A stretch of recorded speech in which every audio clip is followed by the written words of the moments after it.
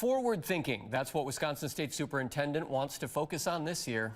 During Dr. Jill Underly's annual speech at the state capitol rotunda, she talked about embracing diversity in the classroom. NBC 15's Marcus Arsvold joins us now. Marcus, Dr. Underly says arguments outside of the classroom are not something schools should be focused on.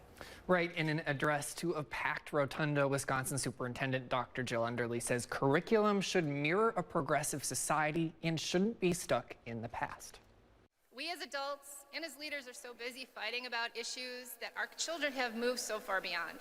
Honestly, our kids are the ones who are forward-thinking and are future-focused. State Superintendent Dr. Jill Underly says it's time for community leaders and parents to accept a more diverse-looking classroom. This includes different cultural, racial, and LGBTQ plus identities. If we want our public schools and democracy to thrive, we need to stop, picking apart each other on these issues. Speaking directly to parents who might be worried about their children's education, she says those parents need to get more involved. They need to, talk to the schools, attend school board meetings, visit their classrooms, communicate with their teachers, be involved. I mean, there's lots of opportunities for parents to be involved in their schools.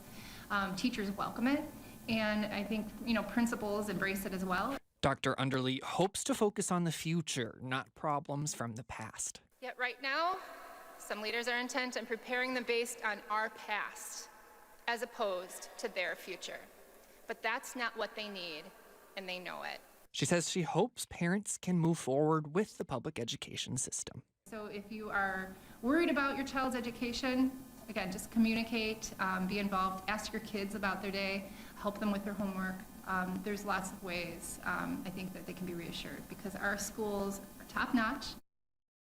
Dr. Underly also says she's looking forward to moving on from the pandemic, but excited to merge in-person learning with the technology developed during virtual learning. Live in the studio, Marcus Arsvold, NBC 15 News.